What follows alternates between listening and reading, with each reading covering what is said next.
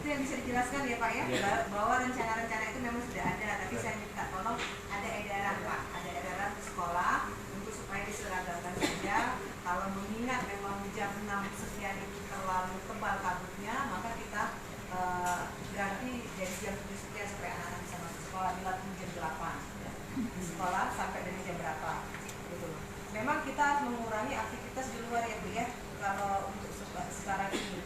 Jadi anak-anak mungkin diatur lagi, kalau kira-kira mungkin tidak ada kegiatan yang begitu penting, sebaiknya ya setelah anak-anak mengikuti pelajaran dipulangkan saja. Jadi seperti itu, tidak usah yang ekstrakurikuler dulu untuk sebenarnya. Itu kualitas udara, kita punya alat itu indeks standar pencemaran udara.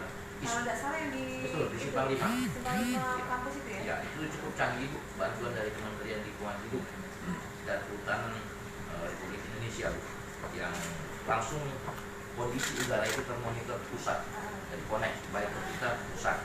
Nah, untuk kita di Kispuni ada standar baku. Misalnya untuk Kispuni dia meminta rata-rata per hari 24 jam, bukan per jam, tapi ada juga per jam. Untuk saat ini 96 PM, ada istilah PM10, itu partikel, ada kategori.